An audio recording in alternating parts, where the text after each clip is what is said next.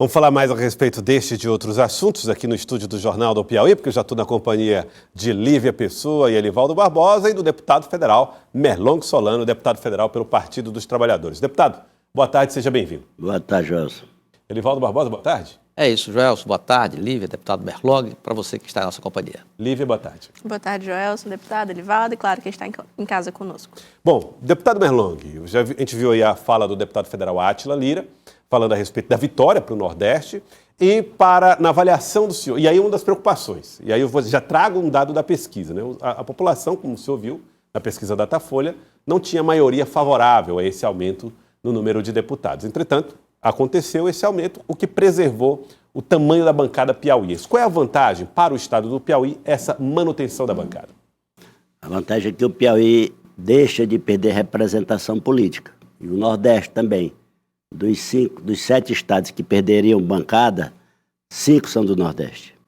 As pessoas estão olhando o aspecto da despesa, alegando que haveria um aumento de despesa da ordem de 60 milhões de reais, que já está prevenido na emenda que o Senado implantou e que nós aprovamos ontem na Câmara.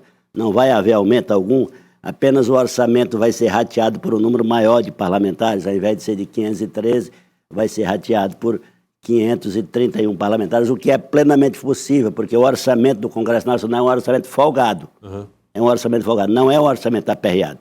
Quem tem orçamento aperreado no Brasil não é o parlamento, não é o parlamento, nem o Poder Judiciário, nem o Ministério Público. É o Poder Executivo. Esse, sim, tem um orçamento. Então, nós deixamos de perder representação. E representação representa tudo num país onde as decisões importantes são tomadas no Congresso. Vou dar um exemplo aqui, Joelson. Esse ano, os benefícios tributários somarão algo em torno de 800 bilhões de reais. É privilégio que empresas e diversos setores da sociedade tiveram legalmente votados pelo Congresso e que não pagam imposto que deveriam ser obrigados a pagar se não existisse o benefício. Vai dar 800 bi. Metade desse dinheiro fica na região sudeste. São Paulo, Rio de Janeiro e Minas Gerais. Fica com metade desse dinheiro. A reforma tributária que nós votamos agora, mas ainda hoje, o ICMS, metade fica no estado produtor, que é um contrassenso. Por que isso acontece? Porque os estados do Sudeste sempre tiveram maior representação no Congresso Nacional e na hora de votar as leis, votam, é natural, cada um vota. A decisão de ontem evita que essa maioria continue sendo tão grande quanto sempre foi. Evita que o Nordeste perda a representação no parlamento, portanto, é mais deputado para defender os interesses do Nordeste. Porque um parlamentar que não defende sequer os interesses do seu estado não merece ser reconduzido pela população à representação. E deputado? Veja só, o caso do Piauí, nós perderíamos 20% da bancada. De 10 reduzimos para 8. Na Assembleia, de 30 reduziria para 24. Então, a perca de representação muito grande. Se há alguma insatisfação com os parlamentares, as pessoas têm que avaliar isso na hora de votar e reconduzir aqueles que estiverem fazendo um bom trabalho e mandar para casa quem não estiver fazendo um bom trabalho. Deputado, uma das dificuldades de colocar na mesa uma possível chapa proporcional, tanto em nível estadual quanto em nível federal, era justamente saber quantas vagas estariam disponíveis. Agora, para o PT, qual é a estratégia? Serão nomes que buscam essa reeleição, inclusive o seu, ou terá também uma ideia de lançar novos nomes petistas dentro dessas duas chapas? Bom, há uma estratégia de buscar o máximo de representatividade no sentido da possibilidade da gente, no mínimo, reconduzir as 4 vagas, não necessariamente as mesmas pessoas, mas no mínimo temos de novo 4 parlamentares. Na verdade, a nossa meta é de elegermos 5. É vital para um partido que se propõe a continuar governando o Brasil ampliar a sua representação na Câmara dos Deputados e também no Senado. Acabamos de ver isso em relação à votação do IOF.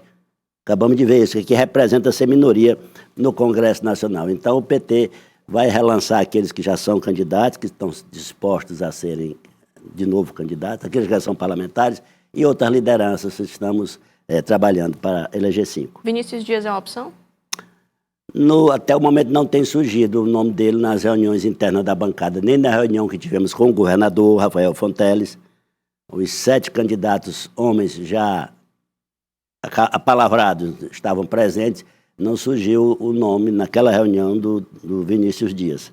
Trabalhamos, um dos assuntos discutidos foi a representação da chapa de mulheres, né? Agora, deputado, sobre esse ponto que o senhor aborda aí na resposta que o senhor deu à Lívia, sobre a governabilidade em Brasília. Ontem tivemos a votação numa derrota assim, enorme do governo por falta de aliados suficientes na hora da votação de uma matéria importante, vital para o equilíbrio financeiro do governo nessa ótica da política econômica. As saídas, a repercussão agora, deixando o que passou, passou. São 3 apontadas pela área econômica do governo: judicialização, corte no orçamento ou uma nova fonte de elevar a receita. Qual dessas terá guarida, digamos assim, da bancada aliada ao governo? Bom, essa semana não fui a Brasília porque estava tudo apalavrado para essa semana ser uma semana vazia, apenas com votação à distância. Foi uma surpresa quando um assunto dessa envergadura do IOF foi posto na pauta. Eu particularmente considero uma traição. Traição? Uma traição Cometida por do quem? presidente da Câmara ao conjunto das lideranças da Câmara, no meu modo de ver, porque estava tudo certo. Essa semana não vai ter nenhuma matéria polêmica, e esta é uma matéria polêmica. Então, eu entendo assim, o governo deve buscar o Poder Judiciário, o Supremo Tribunal Federal, por vários motivos. Primeiro, o Congresso está usurpando as atribuições do Poder Executivo. A Constituição é clara. Regulamentar o IOF é uma atribuição exclusiva do Poder Executivo. Trata-se de um imposto de regulamentação, não um imposto arrecadatório. É mais para acompanhar a movimentação financeira. A arrecadação dele é 70 bi. E por que então num país onde o governo arrecada quase 3 trilhões de reais, a arrecadação do IOF é 70 bi. Então ele não é um imposto arrecadatório. É um imposto que serve para que haja instrumentos para acompanhar as movimentações financeiras. Quem movimenta dinheiro de maneira ilegal não gosta do IOF. Quem faz sonegação fiscal também não gosta do IOF, porque através dele o Banco Central e a Receita Federal conseguem vislumbrar as transações suspeitas. Então ele não deveria tramitar como uma pauta no Congresso, já que... Não precisa tramitar. Regulamentar o ICMS, regulamentar o IOF é só matéria de decreto do presidente da República. Então, a base jurídica... Constitucional? Certo. É a base jurídica para derrubar a decisão exorbitante do Congresso Nacional. Em segundo lugar, eu entendo que o Congresso Nacional votou essa matéria por 2 motivos. Não, nenhum dos 2 justos, no meu modo de ver. Primeiro, a alta sensibilidade que o Congresso tem para defender os mais ricos. Nós estamos tratando de imposto sobre operações financeiras. Nós estamos falando de viagens internacionais. Nós estamos falando de investimentos de estrangeiros no Brasil, inclusive. Não estamos falando do ICMS que pagamos na hora que compramos feijão para comer ou que compramos 1 litro de leite na padaria. Não estamos falando de imposto que pobre paga. Estamos falando de imposto só da classe média alta para cima é que paga esse imposto. Toda essa polêmica se estabeleceu, desconsiderando inclusive o fato, Lívia, de que o ICMS para compras internacionais, que era de 6,38 em 2022, com a decisão com o decreto de Lula, ficou em 3,5%. Em 3,5%. Desconsiderando inclusive isso. Desconsiderando que o governo zerou o imposto sobre o risco sacado, que as empresas precisam de crédito para o capital de giro e assim por diante. Esse é um motivo, a sensibilidade para proteger os ricos. Veja que ainda hoje no Brasil continua sem pagar imposto sobre lucros e dividendos. Sim. O segundo motivo, que não é justo, pressionar o governo, porque até agora não houve liberação de emendas esse ano. As emendas estão retidas, houve um atraso do próprio parlamento na votação do orçamento deste ano, houve a interferência do Poder Judiciário na regulamentação das emendas. Tudo isso está exigindo um processo de preparação muito longo para a liberação das emendas. O resultado até agora não foi liberado 1 centavo de emenda e o Congresso acha que o Poder Executivo é responsável por isso. Deputado, nesse cenário eu trago alguns pontos. O primeiro, há uns 10 dias atrás, o presidente Lula se reuniu com o presidente da Casa, Hugo Mota, para discutir justamente essa questão do IOF. Segundo ponto, o líder do governo dentro da Câmara, Lindenberg Farias, falou que soube da notícia da votação pelas redes sociais. Dessa forma, o senhor falou que foi uma traição, já que, de verdade, a Câmara estava esvaziada. Uma semana vazia. Eu queria entender, essa votação e essa decisão, ela enfraquece a relação com o Congresso ou ela já não existia a primeiro momento? A relação com o Congresso está difícil, porque eu acho que há também um outro aspecto na história aí, que é o aspecto de tentar empurrar o governo Lula para uma crise orçamentária. De um lado, o Congresso de vez em quando vota despesas. Como, por exemplo, votamos a desoneração da folha para 7 setores privilegiados da economia. Como votando a renovação do PES para o setor cultural faz pouco tempo. A pandemia já passou desde 2022. Ainda o ano passado nós votamos o PES para o setor cultural. De um lado, o Congresso cria despesas. De outro lado, o Congresso dizendo que é para proteger os mais pobres, restringe qualquer medida de arrecadação, às vezes até se trata só de ajuste.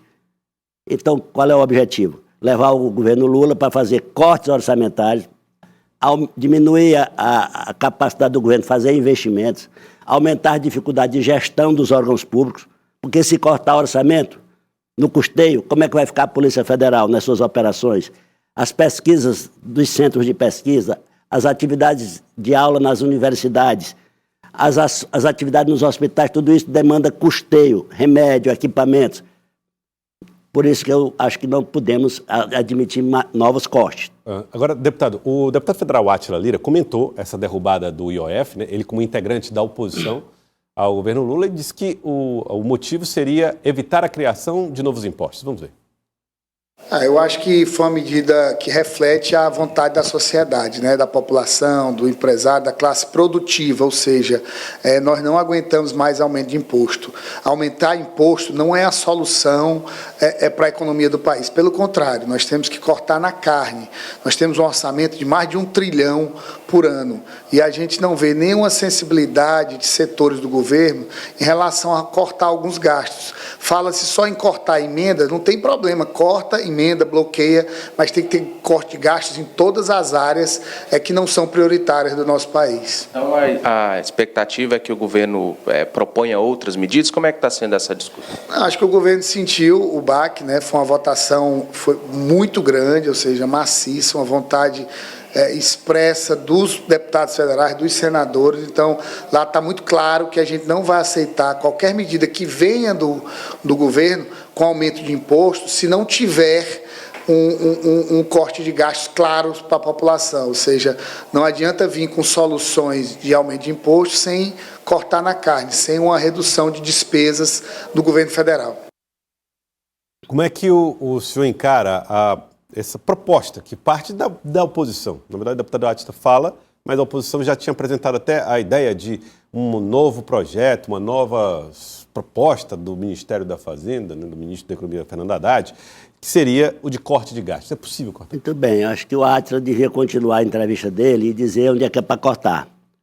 O Jadiel também, que está aí muito animado, dizendo que votou para defender os pobres, também devia ter coragem de completar o discurso e dizer onde é que é para cortar. O deputado Jadiel é da base aliada. Sim, mas Estado nesse ponto a base do governo ficou restrita a cerca de 100 e poucos deputados, na prática.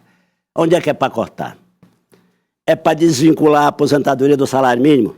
Para levar os nossos aposentados para a indigência, como está acontecendo no Chile? Eu não votarei nisto. É para desvincular o BPC do salário mínimo? Eu também não votarei nisso. É para acabar com o piso constitucional da educação e da saúde? Eu também não votarei nisso. Agora, vamos embora cortar 10% nos benefícios tributários? 10% já significaria 80 bilhões de economia para o país se aumentar 1 centavo de tributo. Benefícios tributários, 54 empresas aproximadamente, apenas 54 empresas no Brasil, grandes empresas, ficam com quase 40% desse benefício tributário. Como eu já falei aqui, metade na região sudeste. Metade na região sudeste. Bora cortar 10% disso aí, já dá 80 bi. Vamos cobrar imposto sobre lucros e dividendos? O mundo todo cobra imposto sobre lucro e dividendo. Qual é o sentido que faz um grande empresário que recebe 10 milhões de lucros e dividendo pagar imposto de renda igual a uma professora de escola primária?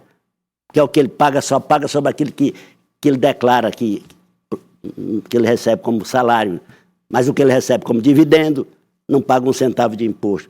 Então, estou aberto a discutir corte, aceito corte nas emendas também, sem a menor dificuldade. Agora, jogar mais uma vez o ajuste orçamentário sobre os mais pobres, estou disposto a ir para a luta com quem tiver coragem de fazer essa luta. Pois não, Lívia. O senhor falou sobre, de fato, direito, apenas 131 deputados votaram a favor dentro da Câmara. Nem chegou a isso, né? Teve votação lá que a gente só teve 97 votos. 98. Então, isso representa menos de 1/3 de toda a base que se coloca a favor do presidente Lula, que inclusive tem ministérios dentro do governo federal. Então, como que vai ser essa postura do governo federal, do presidente Lula, inclusive, em relação a esses pseudo-aliados, que na hora do vamos ver não votam a favor?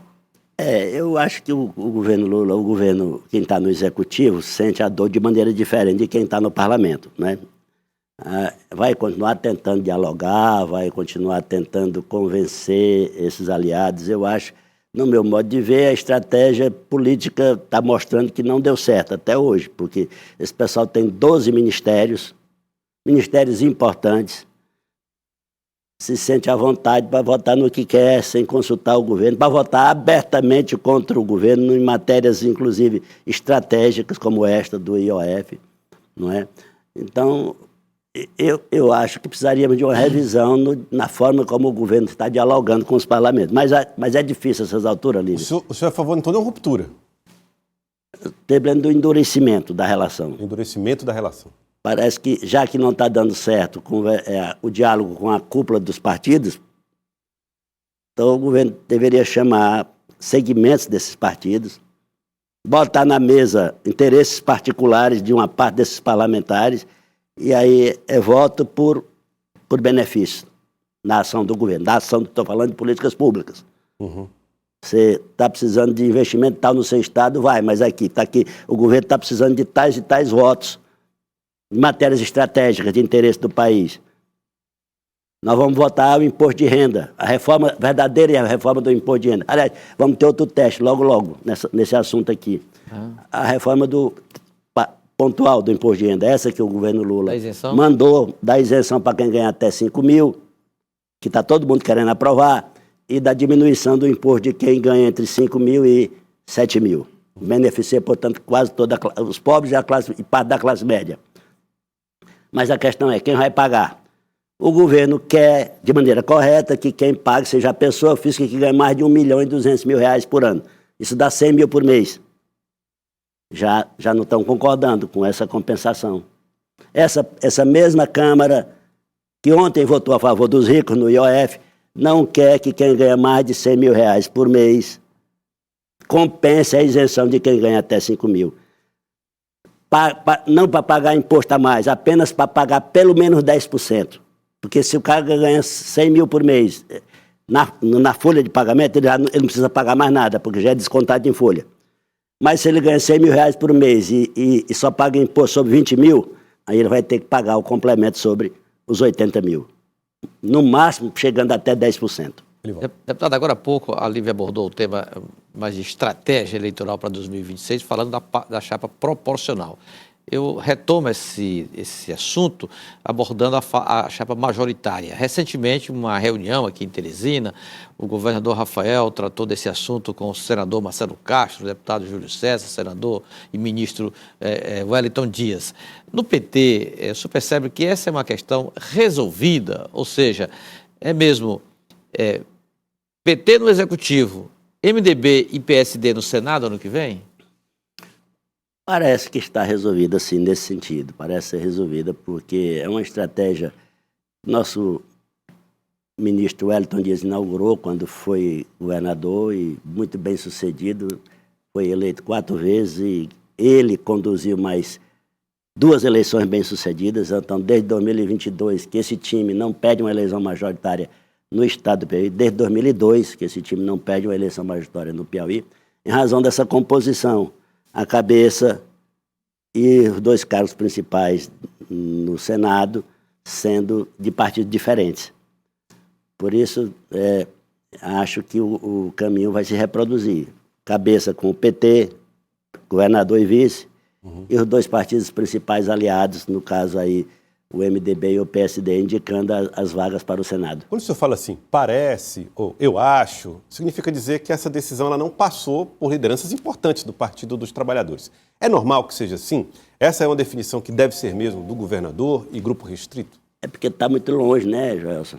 Está muito longe, nós estamos ainda aí metade desse ano, a eleição só é no ano que vem. E, por exemplo, a questão de vice. É de bom senso deixar para decidir quem será o vice ou a vice bem mais perto da hora H, que é Por quê? a hora... Da convenção? Para poder, eventualmente, ver quem soma mais. Há alguém satisfeito entre os aliados importantes a serem contemplados. Então, a vice fica sendo um trunfo. Atrativo. Fica um atrativo. É o melé, né? No jogo do buraco, que às vezes eu vou lá jogar com meus irmãos, é o melé. Fica lá no ponto, olha, vamos resolver uma questão importante aqui com essa vice. Porque também tem as suplências, né, de senador, que acabam também sendo colocadas como um elemento atrativo. E aqui no Piauí, suplência de senador virou coisa importante, né? Você vê que a Regina Souza foi senadora há 4 anos, a Jussara está sendo senadora, tudo indica que vai ser senadora por 4 anos pelo menos, e como o Lula continua sendo fortíssimo candidato, a possibilidade dela ser senadora por 8 anos. Então, a primeira suplência ao Senado virou no Piauí, com esse esquema vitorioso de lançamento de candidatura majoritária, a primeira suplência de Senado virou uma coisa importante. Nem precisa as pessoas morrerem, basta. Não precisa desejar o mal de ninguém. Nem precisa desejar o mal de ninguém, né? Muito bem.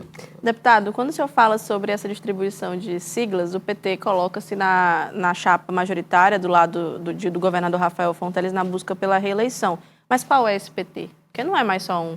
Então, é o PT raiz, com nomes como, por exemplo, aliados a Wellington Dias, a Regina Souza, a João de Deus, ou é o novo PT, o PT de blusa branca, mais ligado ao Karnak? Eu estou de azul, né? Azul é uma coisa... na transição. É uma coisa intermediária, né? Olha, Lívia, na verdade, eu acho que isso é uma consideração menos importante. Nessa fase de preparação tem alguma importância, inquestionavelmente, mas depois o que vai prevalecer é um movimento em que está havendo, de maneira que eu considero saudável, uma transição de uma época em que lideranças históricas que começaram a fundar o PT, como é o meu caso, me filiei na época da fundação, quando ele era estudante, Elivaldo também, ele era estudante naquele tempo, 1980, mas a idade chegou, né? A gente já está com mais de 60 anos e é preciso um processo de transição. E o Ayrton Dias teve a sagacidade, mais uma vez, a habilidade enorme de escolher um jovem muito preparado para liderar essa transição.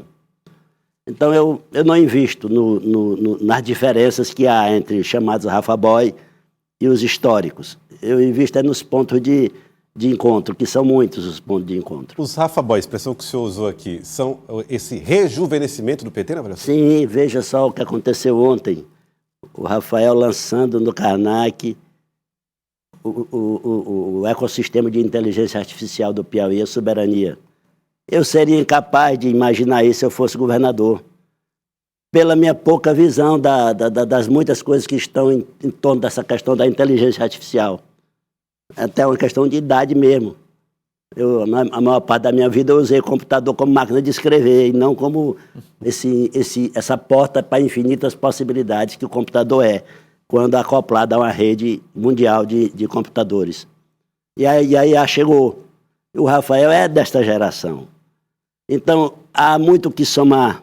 Se de um lado nós temos muito mais sensibilidade para a questão social, e temos mesmo, foi daí que a gente veio, de outro lado, esses novos desafios, essa turma mais nova está mais preparada para enfrentar. Então é preciso juntar os históricos, ou dinossauros até, como às vezes a gente é chamado, com a turma mais da camisa branca.